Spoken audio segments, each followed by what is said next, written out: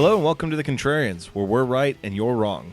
I'm Alex. I'm Julio, and thank you for listening. If you like what you hear, head over to Apple Podcasts to subscribe and leave us a 5-star review. Help promote the algorithm and spread the word. You can also find us on SoundCloud to subscribe and review, and don't forget to visit our main website, wearethecontrarians.com. Follow us on Twitter at Contrarian Prime, and to like us on Facebook, visit facebook.com/Contrarian Prime. And if you have the willpower to keep up with our pretentious ramblings, you can follow us individually at Contrarian Alex for myself and at Ovnio for Julio. That's OVNIO. Now, time for the podcast.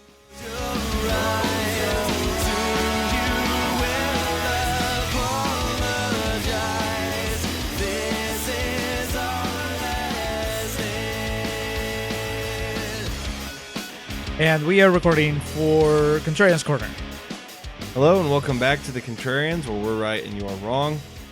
We have at long last reached our final stop here on the tumultuous summer of Travolta. I have the post-vacation blues, and the end of the summer of Travolta blues just compounds that even more so. But before we get into the bemoaning, my name is Alex, and I'm joined as always by Julio. Julio, how are you this evening? I am exhausted. I think that I didn't even go on vacation with you, and I'm also feeling the just weariness. It's like the adrenaline is finally leaving my body. Yeah. After 4 months of Travolta. There was a lot of Travolta. It was just, but we did an OD on Travolta. Remember, we posed the question. Yeah, at the very beginning. Can you OD of John Travolta? And I think. I guess the real question will be the withdrawals, how serious they are. Yes. I mean, we have the Travoltis coming up, so put away those handkerchiefs. You still have one more bonus episode in the summer of Travolta. Basically the recap of it all. The recap, the awards, the feels. But as far as movies go... This is the finale. It's part 2 of the 1-2 combo from Elmore Leonard's... what do you call it? It's not a discography, a filmography. A duet? A duet? Yes. But his body of work. This is the follow-up to Get Shorty, both in literary and cinematic form. This is Be Cool from 2005, starring John Travolta. How cool is it, Alex? It's so cool. It's so cool that I had a hard time staying awake because it was just so overpowering. It's 30% cool. It is right at 30% cool. In terms of temperature, it'd be a bit chilly, which is fitting. A bit chilly, not so much Palmer. Not so much Palmer. So for the first portion here of Contrarians Corner, this is where we rage against the Rotten Tomatoes machine. What were they saying on the Rotten Tomatoes machine? Not very nice things, Alex. I'm starting with John Nickham from Lawrence Journal World, who says, a 2-hour in-joke that is rarely dull, but only occasionally as funny as it thinks it is. Tony Medley from TonyMedley.com says, do you think that's just like a bunch of Tonys, like taking turns writing stuff? It's a medley of Tonys. Yeah. A squalid piece of nonsense that trivializes murder and violence. The color is good, and Travolta's a master of the dance floor, but this is nothing more than glitzy trash. The color is good? It's not like it's Suspiria or something. They didn't go out of their way to make it gorgeous. Or is he talking about the fact that there's more than one black guy in this movie? I guess. It could be. Or yeah, that's just the tree of life. They're like, wow, the color is just really good. Dwayne Dudek from Milwaukee Journal Sentinel says, it's canned chili for people who hate spicy food.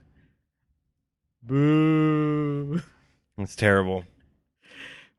Bill Mueller from Arizona Republic says, even Travolta seems disinterested in this bloated sequel, which revisits all the old gags but doesn't possess a tenth of the energy found in the original. Jimmy O from Film Snobs says, further proof of Elmore Leonard's desperate sellout status. Jesus. That was like a personal attack. And kind of unfair. I mean, regardless of how you feel about the movie, it's not like Elmore Leonard directed it. Yeah, that wasn't it wasn't him at the helm. Sir, go find the equivalent of Rotten Tomatoes for books. Yeah. And then just air your grievances there. I guess he's just mad that he sold it for a screenplay. And then, much like we did in part 1 of this finale, where we had Brandon Curtis and Chaz Fisher lend their voices. Yes. Here we have yet another past contributor. Hey, this is Eddie. You'll remember me from phoning in on the Entourage episode, which coincidentally Julio and Alex also phoned in. I'm here to talk about Be Cool, a movie I know I saw in theaters and I don't remember, so all I can do is talk about the trailer, which still has 2 moments that make me laugh. The supercut of everybody yelling, "Be cool, be cool, be cool, be cool," and then Cedric's, "I am cool," is awesome. And then, of course, the part where Vince Vaughn in a fur coat is dancing and says, "Twinkle, twinkle." Those are my only memories of Be Cool, so I'm happy to leave it at that. Thank you, Eddie. Bravo. Fair fucks to him, though. Those are his only memories of the movie. That's how you do it. You Rotten Tomatoes blubsters. Well, take us away, Alex. I was going to say, it's just time to jump right in. I feel like we pick up where we left off with Get Shorty. It's Chili Palmer, and he is, some would say it's a bit too soon for this because all he wanted in Get Shorty was to be a filmmaker, but he's grown restless of it and he wants to move on to something else.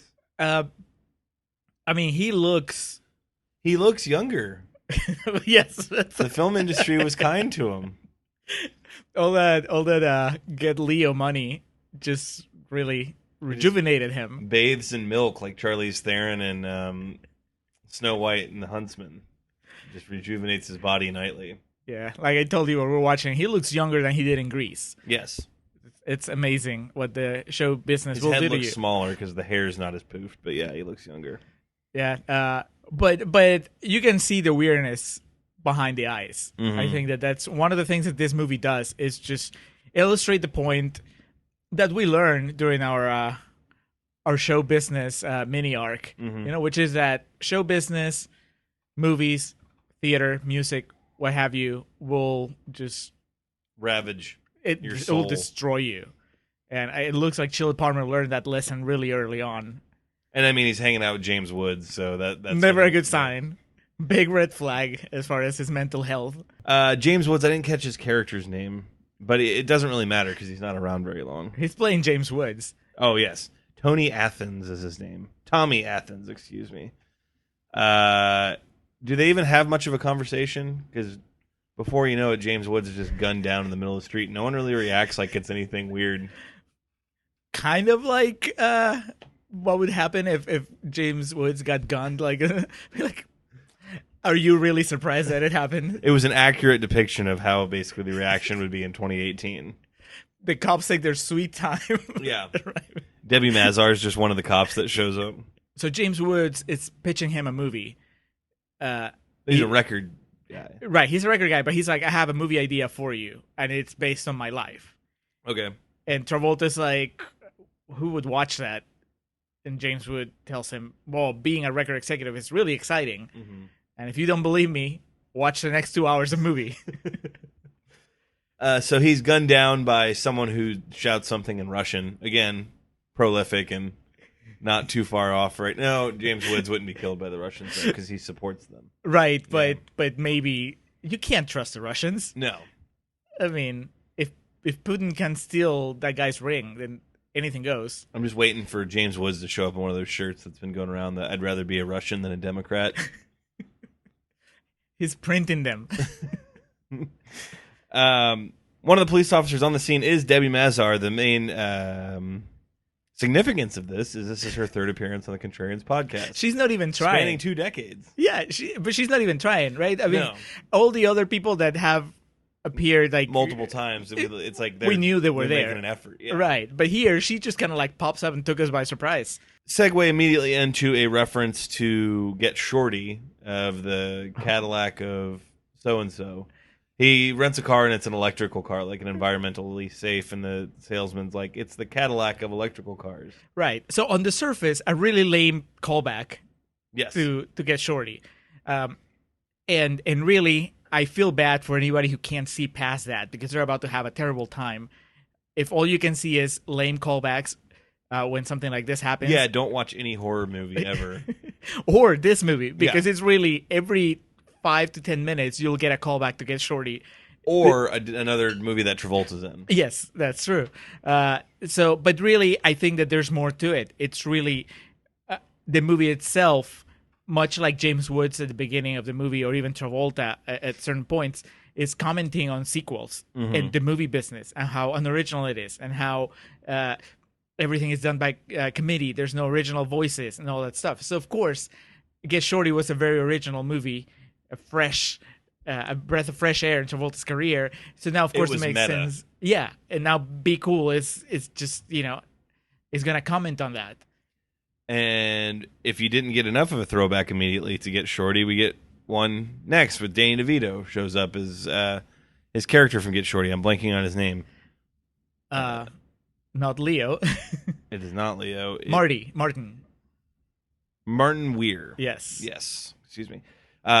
He just kind of says, hey, and then they get into an argument about, what kind of car is better. Yeah, it's fair. If you're going to do a sequel to Bill Get Shorty... Murray's cameo and Get Smart. If you're going to do a sequel to Get Shorty, besides Travolta, the one person you want to get is DeVito. Everybody else is just kind of... Their stories were done. Yeah. I don't need to see Rene Russo anymore. Mm-hmm. If I saw it, it would just bore me because that love story was done. Yeah. I don't want to see them fight. So I'd rather just assume that something happened off screen and now Chili is a free agent again. In more ways than one. He is on the market for a new talent, and his eye is set on Linda Moon, played by... I was not familiar with this actress, but Julio, you seem to have a bit of knowledge of her. I mean, I have the knowledge of having seen her in that the Kristen Bell vehicle Pulse. Christina Milan? Yeah. Okay. And then here, which, I mean, so you were not familiar with her at all, No. Alex, but after watching Be Cool, there's no way that you would ever forget this girl. It's impossible. This movie it's almost as if it's the end of the summer of Travolta and it would be the beginning of the summer of Milan. It was the trampoline for Milan. Yeah, if it had been better received by audiences. This is really, the passing of the torch. Yes. She sings, she dances, she acts. She's the female Travolta for the new millennium. She says, oh my God. Her handlers are Rage and Elliot, played by Vince Vaughn and The Rock, respectively. Still going by The Rock. It probably was the next year or two when he went from... He gradually transitioned. He was The Rock, then he was Dwayne The Rock Johnson, and then he was just Dwayne Johnson. And he tried DJ for a while, and no, didn't work. So if somebody calls him, it was like, hey, Rock, does he turn? Oh, God, yeah, he'll answer to that. But okay. I assume it was just his agent or something. It's like, hey, let's start separating ourselves from this wrestling thing, which he did for 10 years, and then he came back. It wasn't 10 years. How long was it? 04 to 2012. How long is that? 8? Something like that. Yeah. But anyway, I mean, I digress. He is not the behemoth we know today. Exactly. I was about to say, he is now the kind of guy that can just go in and out of wrestling movies, do like an animated performance, a voice performance in a Disney movie. He can do whatever he wants. He now. can't wear dress shirts anymore, though. They'll just rip instantly. Right. But this is The Rock in his humble beginnings as an actor, and he kills it. He does. He is surrounded by talent. Titans of the industry. Yeah, and he's still, most of his scenes are either with Travolta or with Vince Vaughn, far more established actors than he was at the time. He commands the screen from Harvey Keitel in the few scenes that they have together. Yeah. So good for him. If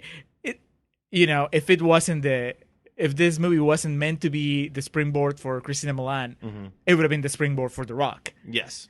We had to wait 2-3 more years until Southland Tales came out before we could. Right. But this is a solid warm up. Oh, absolutely. I mean, he's playing against type. Basically the same movie. Vince Vaughn, a bit of an understated performance here. He would have been riding high off of, I believe, Wedding Crashers would have been before this.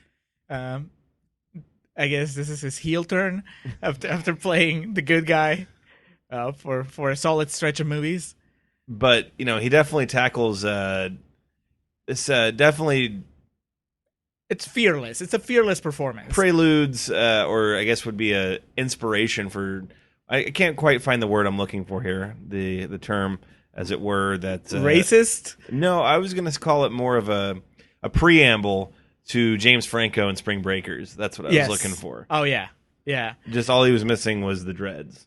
Yeah, I mean, by the time Spring Breakers came along, obviously Vaughn had aged out of the role. Mm-hmm. But this is really basically what they were basing it on, clearly. So I was wrong. Wedding Crashers came out later in 2005. This is the beginning of 2005. But he was still riding off the fame of Dodgeball, Anchorman, and Paparazzi. James Woods' wife, Uma Thurman, Edie Athens, is left with this crumbling record business that she needs to take care of. So Chili Palmer vows to help her out. Why is this significant? Because It's Vince and Mia. Vincent Vega and Mrs. Mia Wallace back together at last. It's really significant because Uma Thurman apparently has an Aerosmith tramp stamp. Brock Lesnar has one that says "Kill 'Em All." She has the Aerosmith logo. I really hope that that's actually her tramp stamp. That's just Uma Thurman's little bit of character that she brought to the script. And I hope she just drunkenly lays out in the nude in the California sun, as this movie portrays her to be pretty much a functioning alcoholic. She looks great though. She hasn't reached the point of alcoholism where you start falling apart. No, she looks wonderful. She doesn't look as young as Travolta, but she looks more refined. Like, yeah, Travolta is, they're both. I mean, the same amount of time has happened for both of them has gone by since Pulp Fiction, but whereas Uma Thurman has matured into like a beautiful woman, Travolta, it's like he didn't mature. He just stayed in stasis. So Nick Carr, played by Harvey Keitel, is Vince Vaughn's boss, if I understood this correctly. Yes. Okay. He also was the wolf. He was the wolf.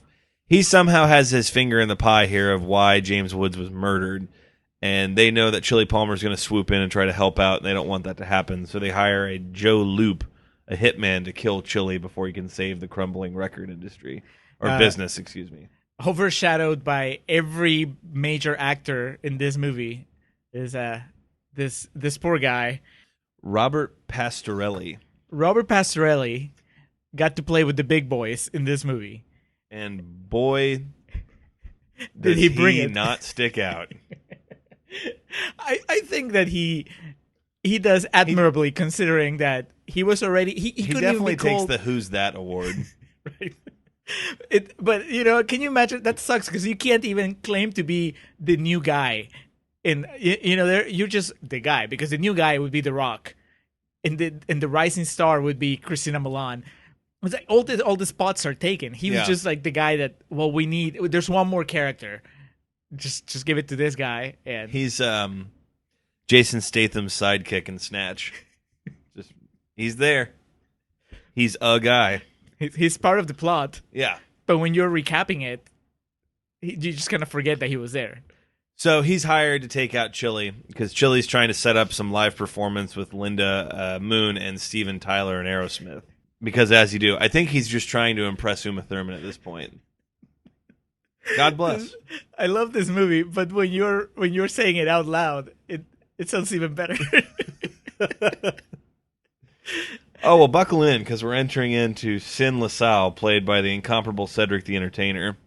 He is he a rapper, or is he also he's like a record producer. A record executive? Yeah, Okay. but I think the implication is that he has rhythm. I love this character because he's so layered. First, we're introduced to him in this just suburban neighborhood. About how his children don't realize how lucky they are. Right, he's making them. Yeah, he's making them waffles, and he's saying hi to the neighbors and everything. And then the guy from Outkast, Andre Benjamin, right? He rolls in with a whole bunch of gangsters. Yeah, big old Hummers with spinning rims, and kind of embarrasses him in front of the neighborhood. Yeah, and he does have the great line: "You have to be rolling in here playing that music. Turn that shit off." They have Pete from 30 Rock tied up in the trunk. I guess he is a local radio DJ or a local programmer that doesn't play their music, and so they're taking it upon themselves to do a wee bit of viral marketing. So the way this all tied together is they are in business, or they were in business with James Woods' company, and they're owed Cedric the Entertainer's owed $300,000. Right. What did James Woods do with that money? We don't know. James Woods. We also don't know knows. why the Russian mob wanted him dead. But they're Russians, so this movie bravely facing on. We've done one other movie where the Russians were the bad guys, and I was like, good that they were just like. I'm just glad they're the bad guys. Was it Live Free or Die Hard? Maybe, yeah. Calling it way ahead. It's like, forget diplomacy. We're just going after those Ruskies, baby. Yep. So, being owed this $300,000, LaSalle, Cedric the Entertainer. Cedric the Entertainer. Never more entertaining than in this movie. Perhaps in the original Kings of Comedy, but this would be definitely a close second. I really thought you were going to say the original A Series of Unfortunate Events. Is he in that? He's there for like 5 minutes. Oh, okay. I mean, he's incredible in Kings of Comedy, but here nor there. So they make a deal. He comes in, and I think he threatens to kill Uma Thurman in Chile also. That's basically his go-to argument for everything, is just, I'm going to kill you. And Travolta agrees that, okay, if you give me this amount of time, I'll do this gig. I'll get you the $300,000 and, the VIG is what he calls it. But I think that's like a bookie's fee or like under the table money. I thought it was the interest. Yeah, that could be it. Yeah. I mean, maybe. I've heard it used in so many different contexts before. I was trying to deduce what it was in this film. I mean, he'll hook him up with his plastic surgeon. I just thought, at first I thought that, like the Big was the Criterion edition of the Tom Hanks movie. Because Cedric had never seen it. And is there? No, there's not a Criterion No, Big. there should be. There should be. Give it time. There's a Tom Hanks cameo. Did you see it? It's like blink and you miss it. No. There's a billboard that says Mr. Lovejoy, which is a movie that we're going to make and get Shorty. Yeah. And it's like Mr. Lovejoy starring Tom Hanks. And Tom Hanks that's is there. hilarious. Yeah, it's directed by Harry Zimmer. That's one of my favorite parts in all of Tropic Thunder is at the end when they're doing the Best Actor Oscar. Mm-hmm. The other pictures around Ben Stiller, and one of them is Tom Hanks in a wheelchair at the Olympics with his hands raised. So they agree to make this deal. Now, why are the Russians trying to kill Chili Palmer? He was originally one of the targets, wasn't he? Weren't they trying to kill him? No, he just happened to be there. Okay. But I think that the Russians are still threatening Uma Thurman now that she's inherited James Woods' So whatever business. it was, the Russians were going after his business and him in general and his family. Right. They don't want him in operation. Yeah. Okay. Maybe he owes them money. I don't know. James Woods is a mysterious guy. He is. I really, I always try to see what's going on behind those tweets. You ever seen The Simpsons that he was on? Where he takes up whose job at the Quickie Mart? It's really James Woods. You want to talk about interesting? It's just a really fascinating and odd episode. So he's James Woods playing James Woods? Yeah. Okay. He's there for he's studying for a role. Yeah. It's really hard to explain, but it's really funny. And then I think he was on Family Guy. I wouldn't know because I only watch good television. But so what Chili really wants at this point, he's such a smooth talker. We learned this from Get Shorty. He can get himself out of almost any situation. And he's a master at evading death, as we've seen in every other movie of his that we've watched so far. Except for Face Off. But then, was it really him? Right. It was the spirit of Cage inside Travolta's body. So what he wants is Linda Moon's contract, and my understanding was it was under the tutelage and ownership of Nick Carr, Harvey Keitel, the wolf. Harvey Keitel. Who's rocking those hammerhead shark eyes in this movie. He is... why would you describe his performance? What is he playing? He says bro a lot, which that alone makes this movie worth watching. You get to see Harvey Keitel act like a dude, I guess. Is he, he's broing everybody. And he's Matthew McConaughey in Fool's Gold. Yes, but he looks like Harvey Keitel. Which is great. Yes. I mean, but it's not Matthew McConaughey. No. He raps at some point, doesn't he? Or does some rhyming or something, and it's the Rock and Vince Vaughn exchange a look like, what the fuck is going on? And I felt connected to their characters at that moment. Not hesitant to drop any racial or homophobic slurs is Harvey Keitel or Vince Vaughn or most any character in this movie. But he's not really having it. They're not having a deal. I think their first conversation just ends at kind of a standstill. What ends up happening is Joe Loop mistakenly kills the Russian mob's hitman, and this somehow causes an altercation in which Vince Vaughn then murders him with a baseball bat. Right. So Vince Vaughn hires... But Vince Vaughn kills him more for disrespecting him than anything else. Right. Well, because Vince Vaughn tells him, hey, you killed the wrong guy. You were supposed to kill Travolta, and instead you killed some Russian dude that was trying to kill Travolta. Mm-hmm. And Pastorelli, making the most out of his short screen time in this movie, just tells him that that's okay, I can try again, but you're going to have to pay me again. Yeah. and that's how... Vince Vaughn and The Rock end up killing. Well, Vince Vaughn kills him, and The Rock just kind of watches on in horror. Yeah. Vince Vaughn just brutally murders him with a baseball bat in the parking lot of like a TGI Fridays. And The Rock just kind of observes his body and says, "Yep, he's dead." So in this series of echoes from Get Shorty and the rest of Travolta's filmography, The Rock is clearly playing the character that James Gandolfini played in Get Shorty, the big tough guy that has like a heart of gold. He's kind of a teddy bear. And he was Gandolfini was a stuntman in Get Shorty. Yeah. The Rock is a singer/actor, aspiring actor, and his thing is that he can raise his eyebrow. Mm-hmm. Endearing. Made him a lot of money in the World Wrestling Federation in the late '90s. Still to this day, when he comes back, he has to do the goddamn eyebrow. I mean, he's The Rock, for Christ's sake. He does the eyebrow like 3 different times, I think, in this movie, and every time you get just a round of reaction shots. So Nick Carr tries to convince Chili Palmer that Linda's contract's being held at the safe house for the Russian mob, right? They have a front that's a pawn shop. Yeah, it's a pawn shop, and he tells him to go. He basically tries to set him up to get killed. Right. It's again an echo of Get Shorty when they have the locker in the airport, and they give him the key and say, "Well, here's the money in this locker." They know they're just like testing his merit and his knowledge and his chutzpah. So what's he do? Oh, he sends the cops in there. Yes. Right? Yeah. I don't know if we already skipped or went by the dance scene with Uma Thurman and John Travolta. It happens at some point. It just kind of comes out of nowhere. The Black Eyed Peas perform and then they dance. It's just so... Travolta's so aloof in this movie, even as he's being shot at and people are dying around him and everything. He was cool. He was already cool in Get Shorty. And now here, he's being cool. He's being cool. He's exuding coolness to the point where it just creates this force field around him, so he's never harmed. And yeah, I don't remember, something happens, there's like a big altercation or something, and then he puts an end to it, and then he turns to Uma Thurman and says, "Hey, the Black Eyed Peas are playing tonight. You want to go?"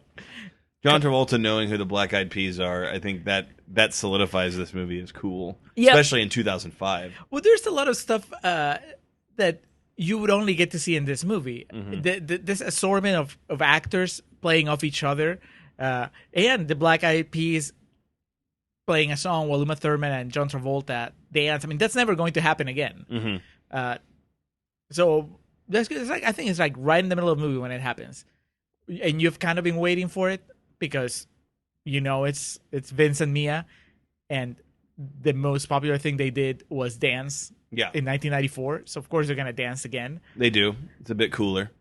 It's an adult dance, right? The dance from Pulp Fiction, it's kind of like frenetic and just it's 2 teenagers going at it like nervous, like they don't really know what's happening, but hands on the shoulders on both ends. Yeah, yes, but this is a more measured, more confident dance. So the 3 routes of evil, the Triforce of bad in this movie, Cedric the Entertainer, Harvey Keitel, and the Russian boss, they all it's not a miscommunication. I think Vince Vaughn tries to basically orchestrate a scenario where everything hits the fan. Well, he feels disrespected by Harvey Keitel.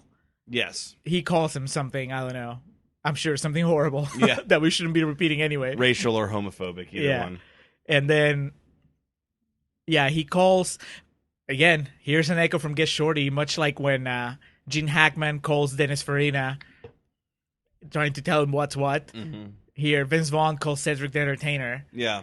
and says some horrible things and gets him to come to Harvey Keitel's office. Yes. Where he's meeting with he's not meeting with the Russians yet. They'll come in later. Yeah, the Russians just walk in on their own. But yeah, Cedric the Entertainer just star 69s him, and Vince Vaughn, like an idiot, answers the phone. I know we skipped over it, but there are multiple times in this movie where John Travolta tells people to look at him. So there's consistent homages to Get Shorty. Oh, yeah. So they all go up to Harvey Keitel, Nick Carr's office, and it gets out of hand pretty quickly. I mean, there is the biggest point that was made in this scene is that if you are not Samuel L. Jackson, dropping the N-word just ends the fun right away. Yeah, one of the Russians, once they eventually enter the fray, it's guns everywhere, guns point at one another, and then one of the Russians calls Cedric the N-word, and he ain't about playing no shit when it comes to that. Well, rightfully so. Yeah, but it's not just in the movie, in the audience, your hand goes to your mouth because it's just so one, it's not just that it's not Sam Jackson, it's just who is this guy? It's not even an actor, a famous actor playing the part of the evil Russian. It's just some dude. Yeah. So he hasn't earned the right to call anyone the N-word. No, absolutely not. They dangle Vince Vaughn out of a window, a la Suge Knight and Vanilla Ice. And they basically come to the conclusion, after they kill the leader of the Russian mob, that Harvey Keitel basically sells out Chili Palmer to Cedric and his men, if I remember correctly. Yes, I think.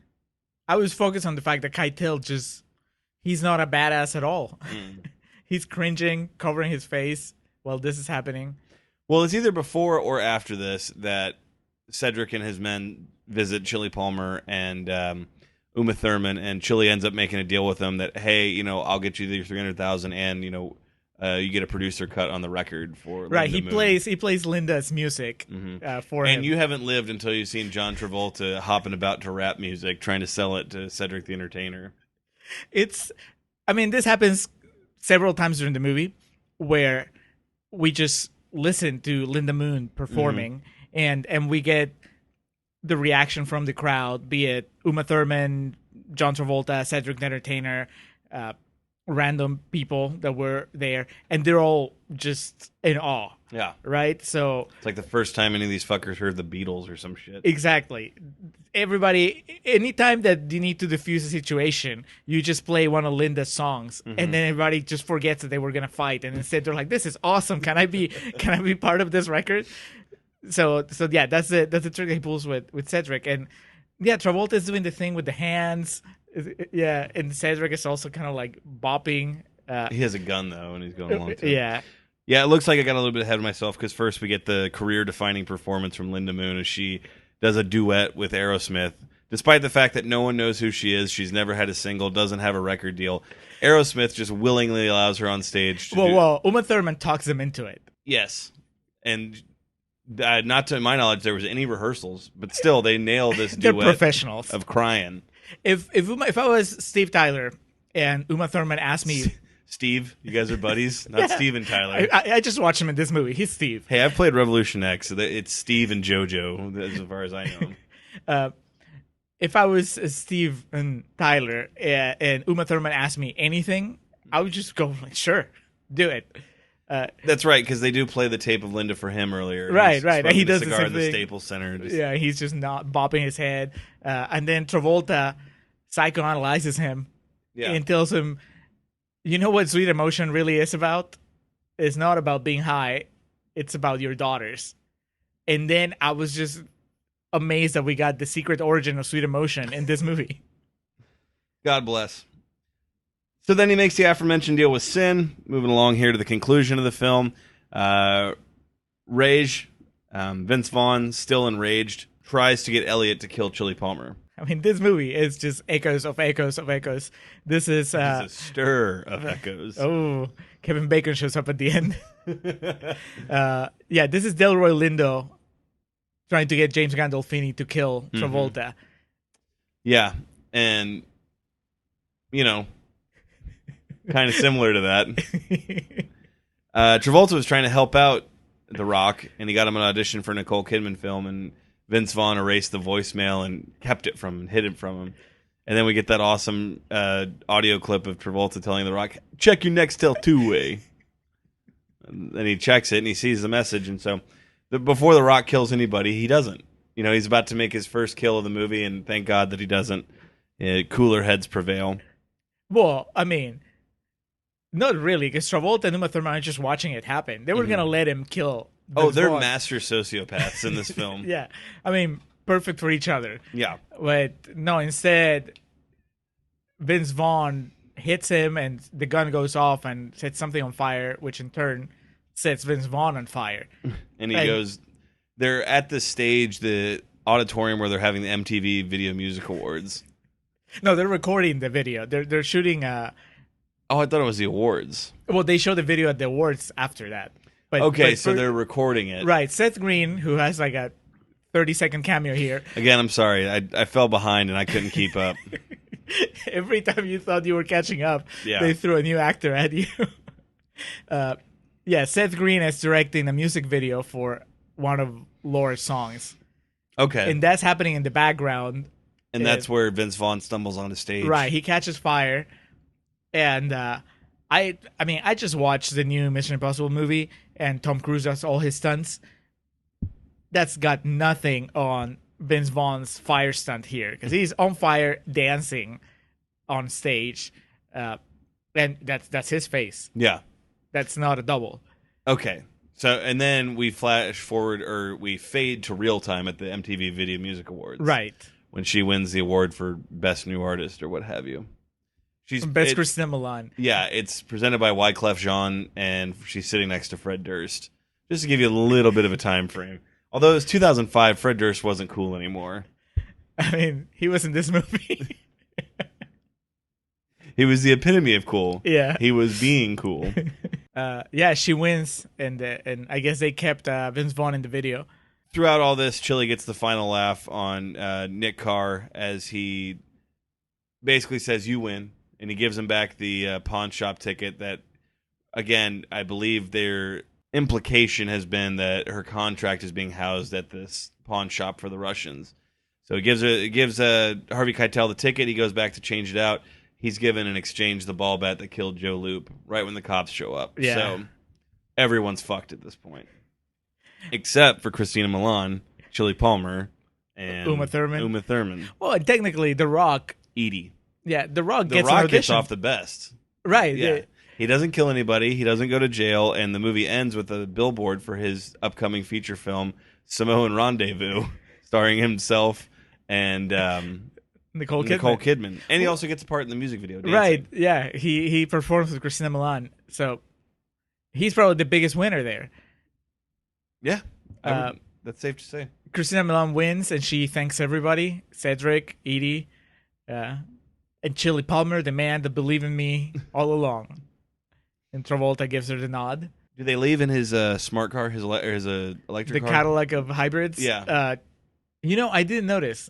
That would have been the final homage. I think we had enough homages so far. So, I think that every time you watch this movie, you probably pick up on new ones. There's just so much, like when they come back from dancing, I think, much like in Pulp Fiction, did you notice that the shot is the same? Like the door is in the background, and they come in. I mean, they don't dance their way in, but they're. And then she snorts the heroin and ODs. Yeah. And then Eric Stoltz is like, "Be cool, man."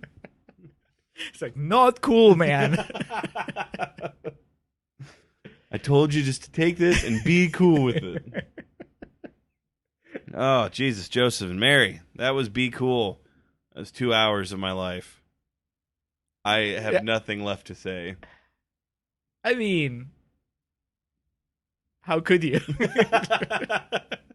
I thought you were going to try to throw something in there. I can't. I just did. There's a lot to say in real talk. There is. This movie itself just. Chili Palmer rides again. Moving on to real talk. And again. The Samoan Rendezvous thing was fucking hilarious. You laughed 2 times, and now we're bleeding into real talk. But you laughed at the billboard with the Rock, and something else that I wish I could remember. Yeah, I don't remember either. Maybe it'll come to us. Godspeed. Have you lost your mind? I mean, how is it that you can disrespect a man's ethnicity when you know we've influenced nearly every facet of white America, from our music to our style of dress, not to mention your basic imitation of our sense of cool. Walk, talk, dress, mannerisms. We enrich your very existence, all the while contributing to the gross national product through our achievements in corporate America. It's these conceits that comfort me when I'm faced with the ignorant, cowardly, bitter, and bigoted who have no talent, no guts. People like you who desecrate things they don't understand when the truth is you should say, thank you, man, and go on about your way. But apparently you're incapable of doing that. So, Dabu! My bad, dog. And don't tell me to be cool. I am cool.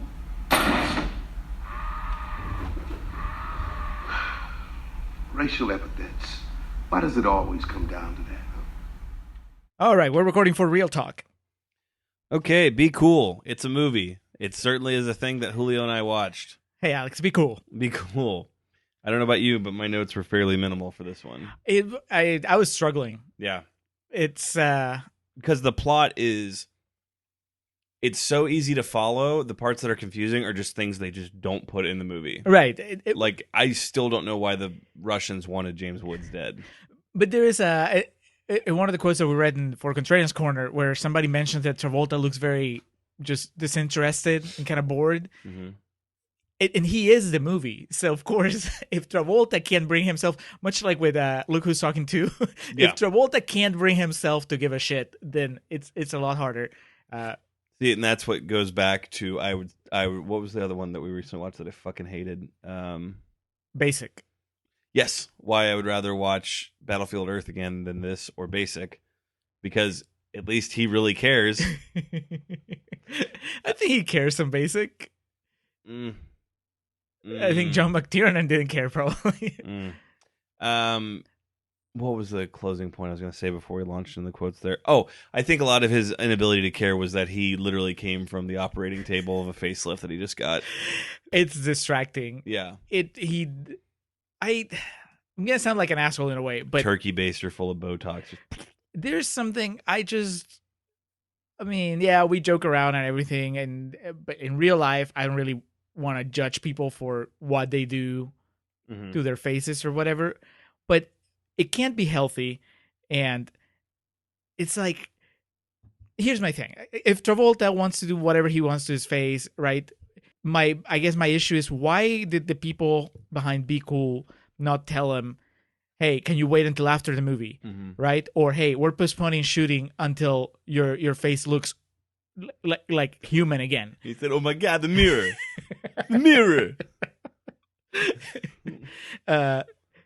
He was looking at the mirror. He's like, it's a goddamn mistake.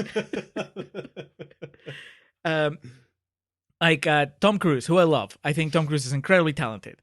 And when I saw The Mummy, it was just the same thing. As what's wrong with his face? It looks like he just went through something.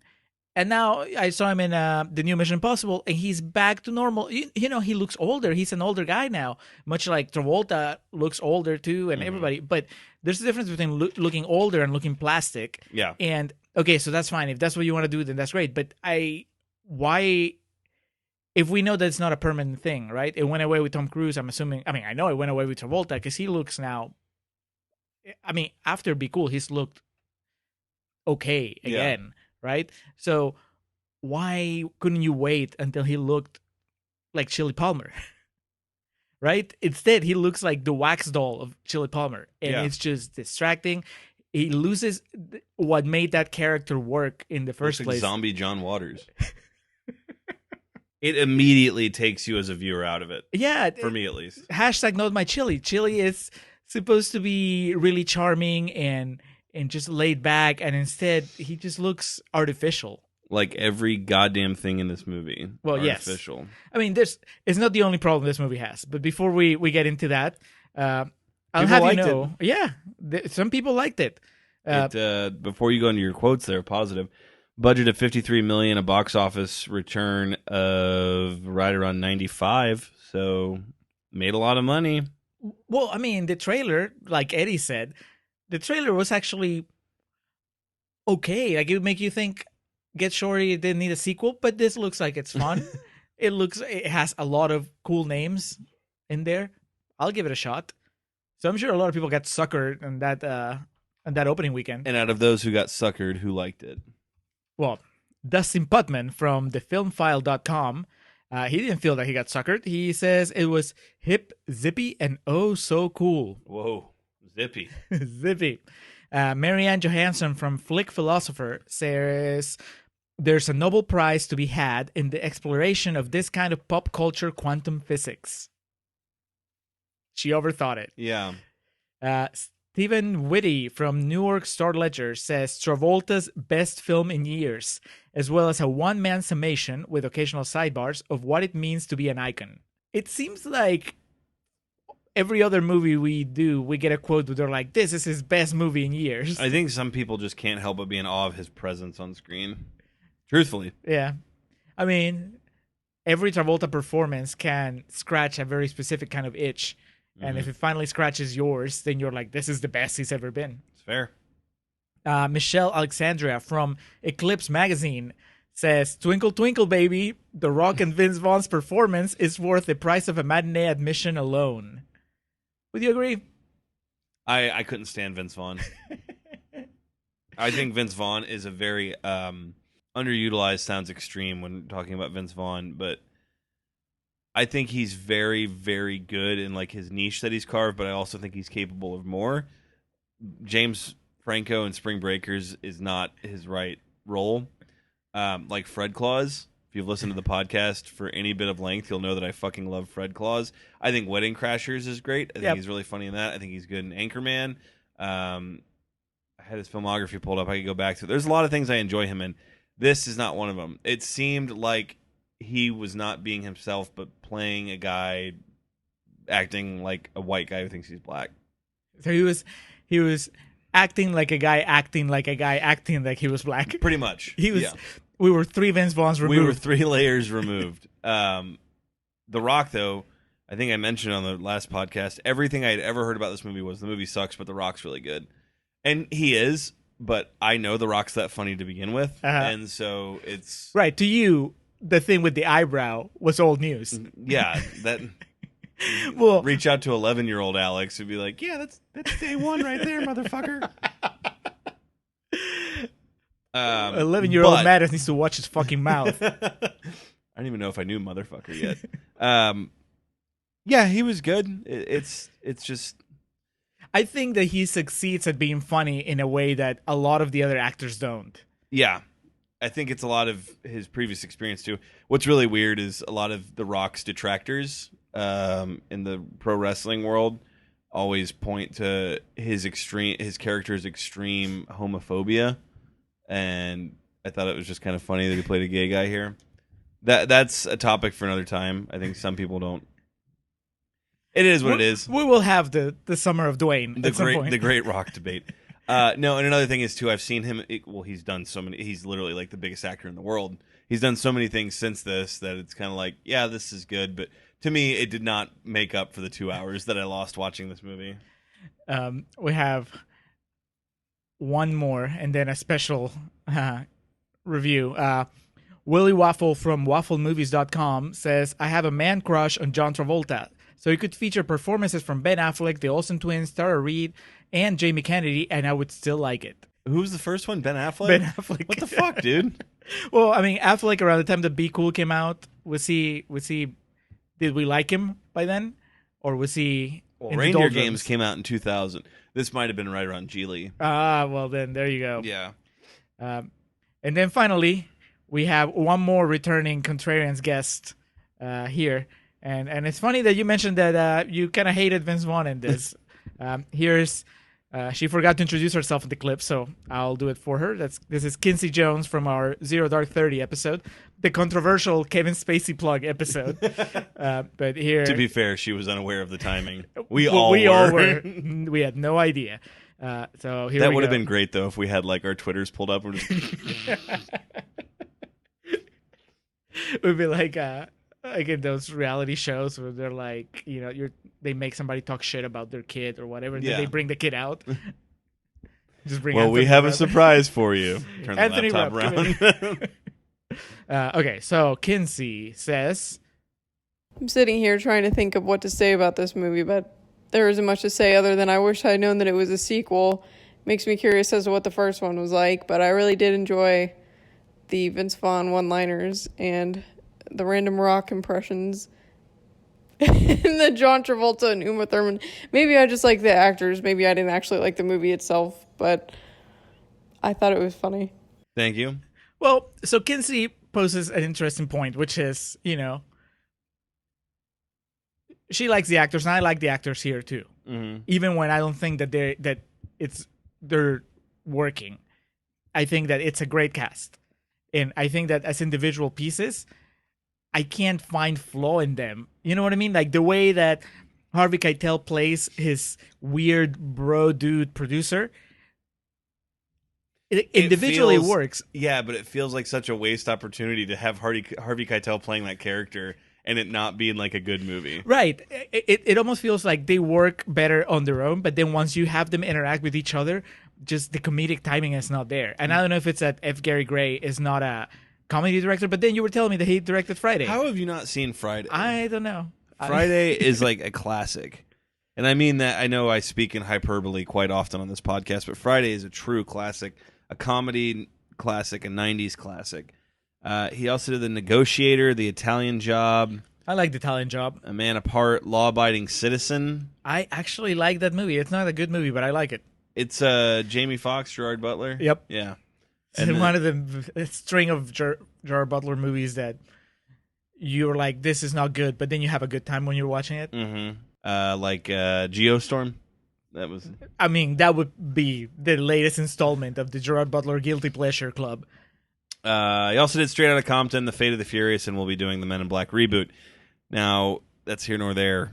But yeah, like Friday, big on. So you had Cube, Chris Tucker, Debo. Like there's all these individual performances that mesh really well with a comedic film. And here, this, people use the expression "the sum of its parts." This is whatever the antithesis of that is. It isn't. When the parts come together, it ruins it. The subtraction of its parts. Because Harvey Keitel's good. Uma Thurman's really good. Uma Thurman is really good, but she's not funny. No, And- she's just kind of there. Right, but she is, on paper, she should be funny, right? The Rock's funny. I don't find Vince Vaughn funny, but apparently everyone else did. So. Well, okay, so he has, all the shit he says is very off-putting, Mhm. but as a darker take on the classic Vince Vaughn Motormouth character, I can appreciate it. I just don't think that it's the surroundings are not helping him. Yeah. It's just like he's just not funny because it's not, nothing else is funny around him.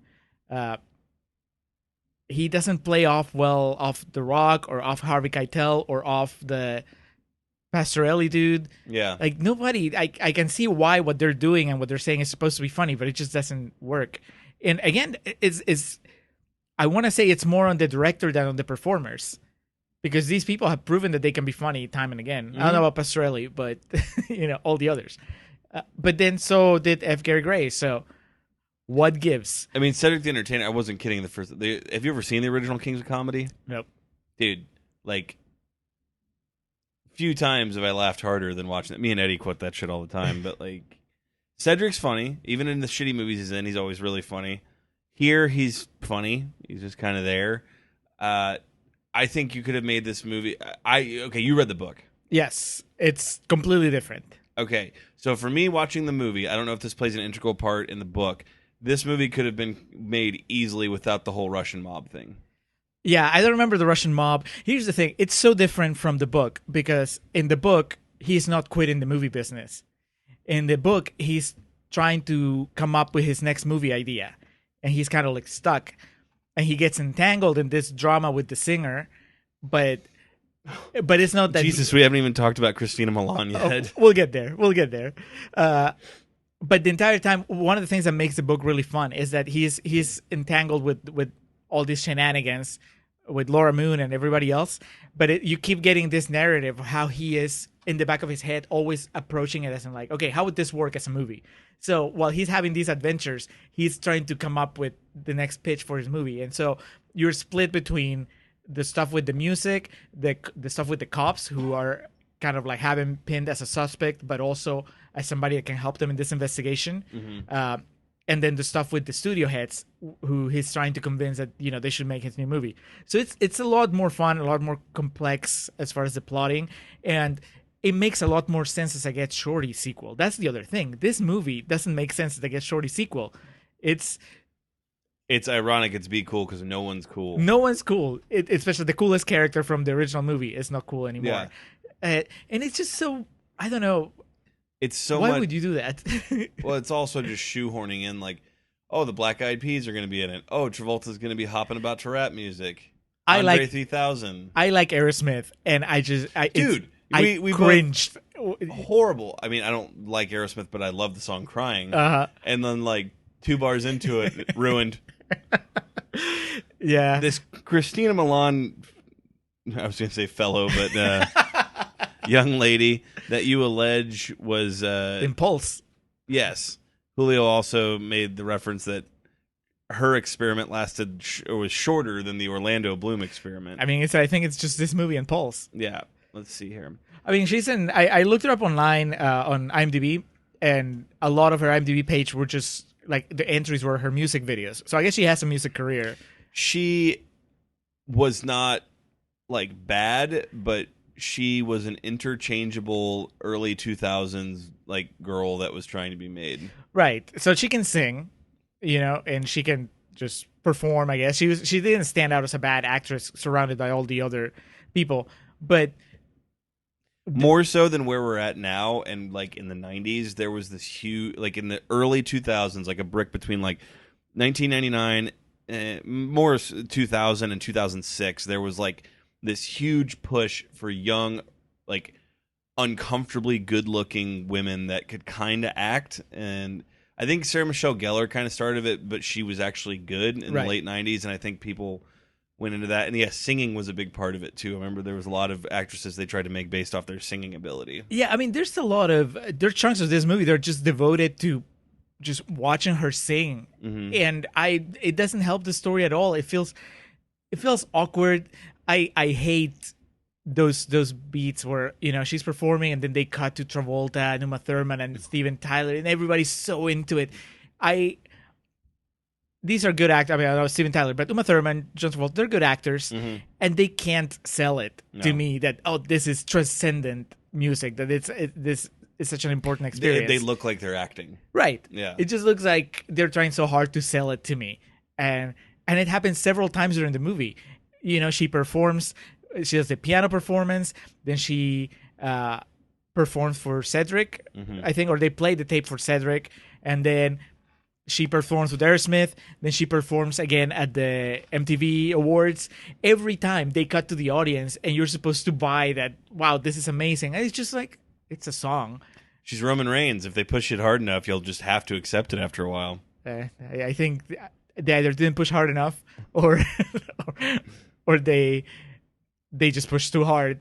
Because I was like, I don't want to watch this girl sing. I want to watch the adventures of Sheila Palmer and fucking bring back Renee Russo, or at least explain to me why she's not around anymore. Or like Danny DeVito's just kind of there and doesn't even bring her up because that was like her ex-husband. And right? Shit. Yeah, it's like if you're gonna reference the hybrid of Cadillac or Cadillac of hybrids, you know, that line. Why can't you reference a character that was actually really important in the first movie? And James Gandolfini didn't die, right? No, he saved his life. And he was like, a cameo from him here, or just like an appearance would have been huge, because The Sopranos would have been at a fever pitch. It would have been right before it ended. Well, maybe Gandolfini read the script and it's like, no. I'm going to go over here. That was a terrible Gandolfini. Who was that? That was like Bobby Moynihan doing James Gandolfini. Yeah, it didn't make sense. It didn't flow. Like I told you, the worst thing in what this podcast has taught me in movies we've done is the biggest sin a movie can commit is just being boring, and I don't care. If a movie's really, really, really bad, like for example, obviously this is an audio podcast, so you can't see it. Julio and I's notes are fairly minimal for this. I didn't even take up a whole page. If a movie's really good, I get about 2 pages. If it's really bad, sometimes even like 2.5, just because like it's so easy to dissect. But I just didn't give a shit. I was just like, about 30 seconds into it, I was like, okay, Travolta looks weird. And then 30 minutes into it, I was like, okay, they've done this is only a sequel in name. Right. And it was like, I don't know if I mentioned this already, the whole marketing campaign around this was, the selling point was, oh, John Travolta and Uma Thurman dance again. And by the way, the wolf is there too. Yeah. And the dance isn't even good. It completely misses everything that makes the dance scene in Pulp Fiction great. Right. I don't know. Maybe if you're very much into the Black Eyed Peas, you can get something out of this musical number. Christ. If you are, I hope you're not listening to our podcast. But it lacks passion. It feels, much like how hard they're pushing Christina Milian to you. Like it just feels like the filmmaker saying, okay, well, we know you want this, so we're gonna make it the centerpiece, and it goes on forever. It lacks any sense of heart or spontaneity. Right. There are no stakes, really. No. It's not even that this is the moment where Uma Thurman falls for him. They already were flirting, and there was an attraction and everything. So it's just a dance. Well, and to me, like with those actors and actresses, because truth be told, Uma Thurman more so than Travolta, because Travolta I still kind of mix in a little bit of Danny Zuko, but Uma Thurman to me is always Mia Wallace. John Travolta to me is usually always Vincent Vega. Because of that, I never had any desire to see them kiss ever on screen, and it feels like it's forced in there. But also the dance scene again. They set up this whole scenario just to get them to dance. Yeah. Whereas, like, the dance scene in Pulp Fiction, I didn't mean to cut you off, but just to kind of finish my point here, there's so much emotion that goes into that. It's like Travolta, the fear of him, he doesn't want to do it. And then, like, getting up there and then just kind of cutting loose. And here it's just kind of like, hey, let's dance. It's fucking Rodney Dangerfield and Caddyshack. So what? So let's dance. That's what it is. Do you dance? I'm from Brooklyn. That's it. Two's good. But it makes me think of something else, which is also going back to what Kinsey said, that she hadn't seen the original. Mm-hmm. I know that this movie bothers me more than maybe it should or it would if I didn't love Get Shorty so much. So the fact that it's a shitty follow-up to Get Shorty, and that it has a lot of like really lame references to Get Shorty, that if you haven't seen Get Shorty, maybe you think that they're actually decent jokes, right? Yeah. The same way that maybe if you haven't seen Pulp Fiction, or if you're not a hardcore fan of Pulp Fiction, then to you... Or if you haven't seen any of Travolta's good movies. Right, but specifically Pulp Fiction, right? You can't, as a filmmaker, can you ignore the fact that putting Uma Thurman and John Travolta on the dance floor is a big deal? Yeah. Right? Because this movie kind of does. I mean, it doesn't in the sense that they knew that it was a big deal, but they don't treat it like a big deal. It's just like the fact that they're on the dance floor should be enough. It's literally inconsequential to the story. Right. It's just like, here it is. It's almost like they were not... Lap it up. They didn't think about what they were going to be measured against. It's like you're being measured against the dance number. It comes across as like they literally just thought it was just that easy. Right. Well, we just put them out there and dance. I mean, they're good dancers. Best picture. Or most popular picture.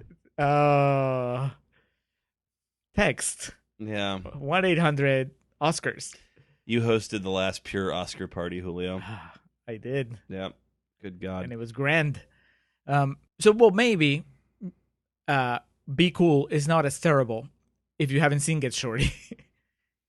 In a way, it stands on its own. You don't need to have seen. The only thing that Get Shorty does for you while you're watching Be Cool is make you angry that the jokes are so bad and that the callbacks are so bad, and make you wonder why the connection is not better. Yeah.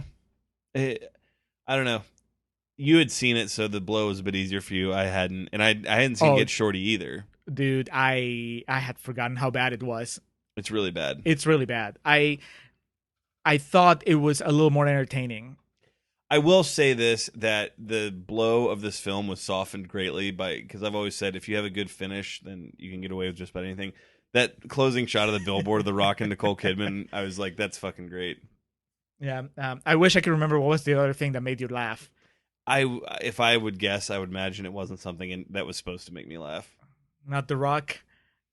I mean, The Rock's fine. Again, I've seen the height of Rock's comedic ability, and it's not been on the silver screen. He's a genius, man. That dude. I got in an argument with someone. Fuck, who was that? Some dumb motherfucker in Tennessee was telling me The Rock was overrated, and I got fucking hot about it. No, I remember. I was like, The Rock's a great promo, and he's like, is he? And then I was, oh man, I went off. And then you just black out. Yeah. Next thing you know, they're pulling you off the guy. My argument always is he literally could have taken a fucking phone book or a cookbook, and he could take it out and just start reading out of it, and people will just hang on every word he says. And that comes across, and that's why he is, I'm not saying he's the best actor, but why he has become one of the biggest actors in the world, because he is so captivating to the general public. I mean, I don't know, who's the best living actor? Daniel Day-Lewis? Joaquin Phoenix? As far as just critical acclaim? Yeah. Obviously, I know that's always in the... It's kind of a shame because I need to pause before I even bring up De Niro, because now it's just... Well, I mean, I don't Everybody has their heyday. I was going to say, I don't care for much for the movie. The last thing he acted in was Silver Linings Playbook. Anyway, my point being, communicating with the general public and then also like communicating or getting through to critics is a completely different thing. Getting way off tangent here. This is bringing it back. We're not in the fall of Dwayne yet. We're here in the summer of Travolta. The summer of Travolta. So, yeah, it was just really, this movie was just super flat. And again, just tiring and boring and just, to me, didn't really work on any level. I mean, say one good thing about it. Like I said, The Rock The was Rock, good. Yeah. right? Yeah. Uma Thurman. Uma Thurman. Yeah. Fine. Harsh shame. note. Yeah. A shame that, she's really wasted. Mm-hmm. Cedric, I wish this movie had done better, because I always think Cedric the Entertainer should have better high-profile roles, because I think he is really good. He gets a speech. He gets the closest to an Oscar moment that this movie has. With his whole, like, I am cool speech. Yeah. It's always cool. Like, I thought up a little bit. I was like, oh, I forgotten that this was here. I wish there was someone else to take a risk on him in a similar situation, because I think he is talented enough to hold his own. And he does. I mean, he didn't look out of place with those other actors or actresses. How do you feel about Andre Benjamin? Did you feel like he was trying a little too hard? Yes, but I love Semi-Pro, and I think he's perfect in that. Oh, yeah. Yeah, he is. And so I think, and that was 2 or 3 years after this, so to my knowledge, he really didn't do too much in the realm of acting. But yeah, he was trying a bit hard. I think it was him just kind of finding a spot. And also, you can cast almost anyone perfectly. But yeah, I just didn't really like that whole... There were a lot of little things in this, like his whole thing about accidentally shooting his gun off that just never really paid off. Yeah. Like, that's how Vince Vaughn should have gotten shot. Is like Andre 3000 was in the background cleaning his gun and it went off or something. Yeah. And he said right to bear arms or something. I don't want to go too comparatively speaking, because we have the Travoltas yet to come. Right. No, I was just going to say, bringing it back to the man of the hour.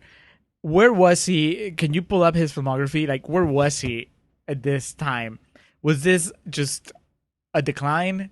Was it just like a bump on the road? Mid-2000s, I would imagine he was kind of already...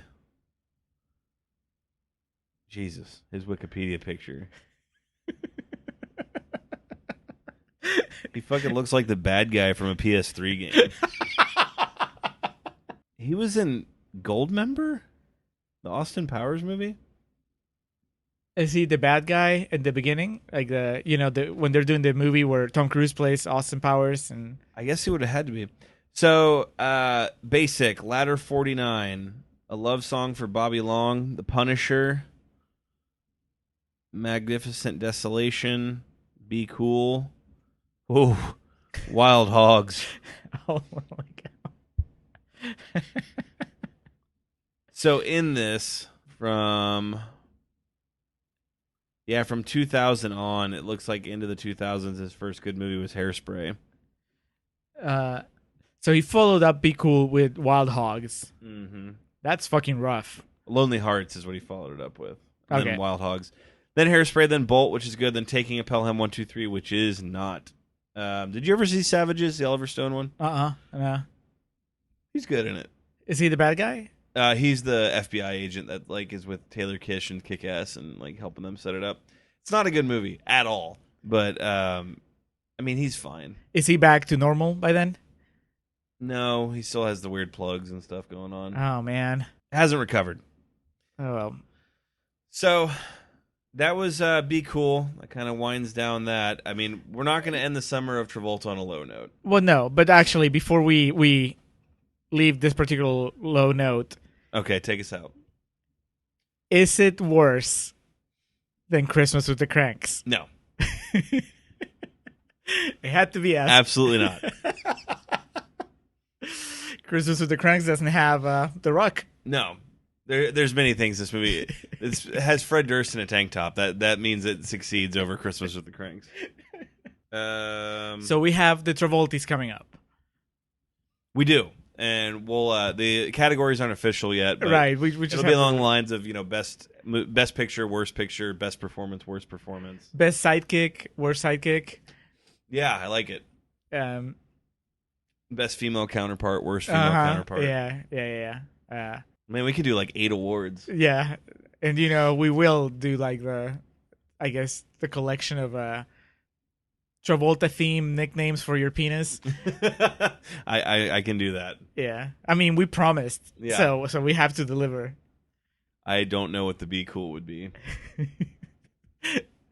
The Be Cool is like you had too much Chinese food, so you like fell asleep before it actually started. Like the girl's really into it, and you're like, "Baby, be cool. Take it easy." Yeah, no telling. So winding down here on this episode brings us along to plugs. Before we get too far into that, I do want to go ahead and give our regular thanks to the Festive Years who provide our opening and closing tracks. Last Stand in Summer 1999. Their album Don't Let Me Use You provides us with those songs. As always, we greatly appreciate it. Also, many, many, many thanks to Hans Rothgieser from the Nacion Combi podcast. He did our logo. If you like our logo, just hit him up. Maybe he can do a logo for you as well. He is at his email address, mildemonios@hotmail.com. That's MILDEMONIOS @hotmail.com. And he's also on Twitter @mildemonios. And like I said, he has a podcast that's in Spanish. So practice your Spanish and listen to it. You can do like The Terminal. Just listen, have the two side by side. So for my plug this week, just interesting point of discussion. One, plugging Delta Airlines. I mean, they had that massive data breach recently, but I hadn't flown on them in a long time. I didn't realize that they have your own like personal TV in all your seats, and you can watch movies that are like up to date. Like I was telling Julio, they had Infinity War on there, and they have like television series like up to the most recent episode. But I had an hour and 45-minute flight, so the movie I chose to fit in that time was A Quiet Place. Directed and written by John Krasinski, Jim. Jim from The Office. Starring Jim and his wife, Emily Blunt. It was pretty awesome, and it kind of sucked. That was like my take on it. All right, Alex, tell me. No, it's awesome. The story's like great. But it was such a movie. Like I was watching it, I was like, of course his daughter's deaf. Of course she's pregnant. Of course, like that was the main thing. It fell into all these cliches, but I didn't really care. It's one of those things of like if the movie has you. My thing being, I could see how someone could pick holes in it. I think I was just more surprised watching it that it's like at 98% or something on Rotten Tomato that more people hadn't picked holes in like its plot because you easily could. I think that they have, but they don't care. A lot of people they have. They're like, but I still enjoyed it. I think that was my thing. I went into it like thinking this is supposed to be like the best horror movie ever. So I was able to find these things that are like they stole the gag from Home Alone 2. And Emily Blunt steps on it and screams like Daniel Stern. Ah! But my point being, I think my brain was just going to that to say, no, wait, there are things wrong with it. But then when it was over, it was like the ending was so silly, but it was cool. Like just Emily Blunt cocking the shotgun. Emotionally connected was pretty fucking creepy. A pretty terrifying thing to think about being a real life scenario. These fucking monsters that just fucking slay you if you make any noise. How'd you like Krasinski? his beard was pretty majestic. Man, you want to talk about something? Vincent Vega, Ian Wallace. He is never gonna not be Really? Jim Halpert. I was able to separate Jim from him. This is the best he's done in doing that. His other big ones, Leatherheads, which is fine, and Away We Go. I really enjoyed. I haven't seen Away We Go. But still, I was just watching him like, it's Jim after a year away at college, coming back with his glasses and his beard. He's you kept waiting for him to look at the camera. Yeah. Here, I think the biggest difference is those movies are very lighthearted. I mean, Away We Go has some serious elements to it, but it's not like there's the intensity that he brings here is really impressive.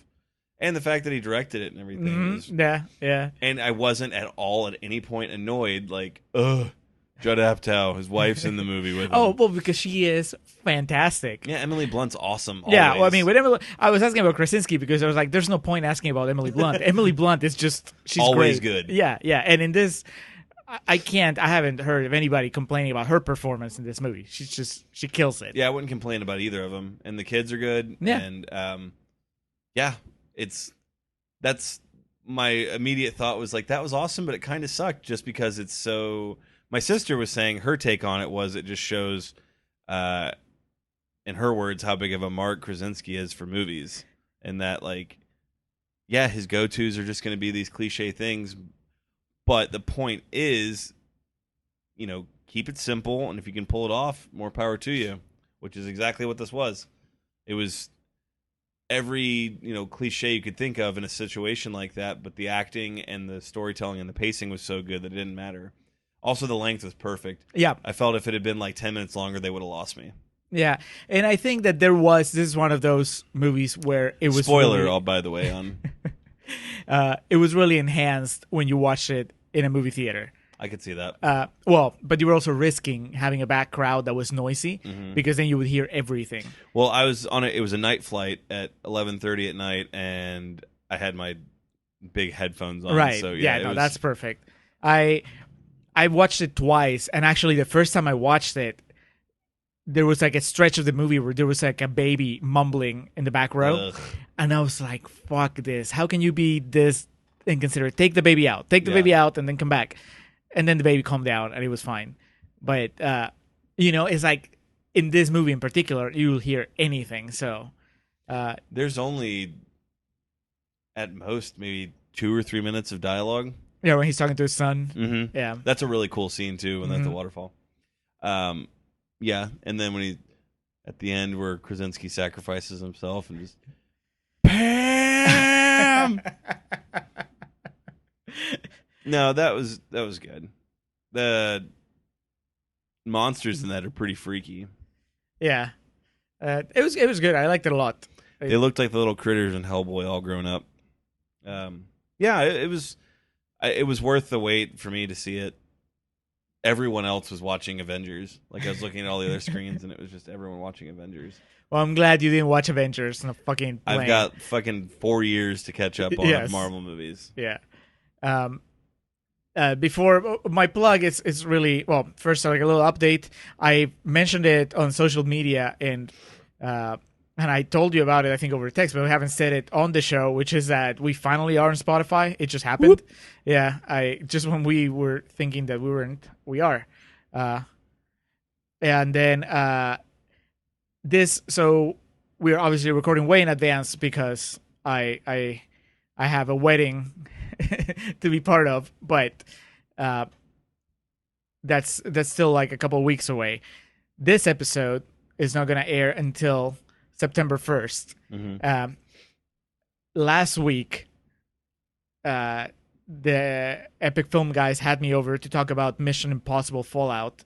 They needed a couple of podcasters to fill in, and I jumped at the chance to being on their show, and it was a lot of fun. So I'm not going to give Mission Impossible Fallout the full plug here. I'm just going to tell you it was awesome. Nice. And I will also say that anybody that wants to watch it should watch all the other movies before. If you're one of those people that skipped the last one or hasn't watched all of them, it's well worth it to watch. 5 or 6? 5, and this was the 6th one. Okay. this movie, it really hits so many things from all the other movies. You're kind of lessening the experience for yourself. You're still gonna enjoy the movie, but it's gonna be a lot more intense, a lot more fun if you've watched 1 through 5 and then go into this. And so, yeah, the Epic Film Guys podcast, I was there. We talked about a lot of things.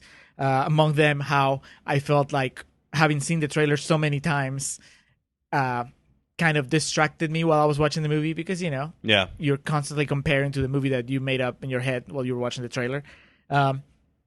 So that's one. The other thing that I plugged there, or that I talked about, was Unfriended Dark Web. Oh, yes. Which, Alex, 3 years ago, you plugged Unfriended, and that's what made me watch Unfriended when I found it on cable. Yeah. And now I watch because of that, because I liked Unfriended so much. I went and saw Unfriended Dark Web in theaters, and it's just as good, if not better. God damn. So you need to go see it. I will make that a priority. Yeah. And I don't think this is a spoiler. It's nothing supernatural. Like the first one, it's a supernatural story. Yeah. This is just all set in the real world. Nice. But the same conceit of, it's all on a monitor. So a lot of fun, a lot of and it's, again, 90 minutes, just a good time at the movies. Excellent. All right. Well, we're not going to say our tearful goodbyes yet because the Summer of Travolta still, we got one more rodeo left in us. But that's going to do it for Be Cool. It wasn't, but well, at least for listeners, they got the 2 parts. So they got Get Shorty and Be Cool. That's true. Also, we should thank our past collaborators: Brandon Curtis, Chaz Fisher, Eddie Strait, Quincy Jones. Absolutely. Thank you for your contributions on this, and I'm sure your future contributions. We do appreciate it. But that's going to do it for this episode of The Contrarians, where we're right and you're wrong, and we will catch you next time for the Travolties. Car, I'll grab the keys. Let's go make this summer one that's full of memories. You won't regret it. I know a place outside of town. I think you'll really love it. At night when no one is around, we'll drive into the sunset. Promise me you won't forget that summer of 1999. Back when you blew my mind. Paparazzi. That's the joke. I was just like nodding, like, yes. Absolutely. Wait, what? Hey guys, do you have a screenplay you need feedback on? Well, you are in luck. I, Julio, the half of the Contrarians that speaks with an accent, I'm doing official screenplay coverage now, and if you're a listener of the show, you'll get a discount. Just email wearethecontrarians@gmail.com and tell us which is your favorite episode of the podcast and why. Turnaround is about 2 weeks, and you'll get detailed notes that are even more thorough than what we do in the show, although it'll also be less funny. For more information, email wearethecontrarians@gmail.com or visit our website, wearethecontrarians.com, and click on the Julio Reads Your Scripts link. Your voice is beautiful.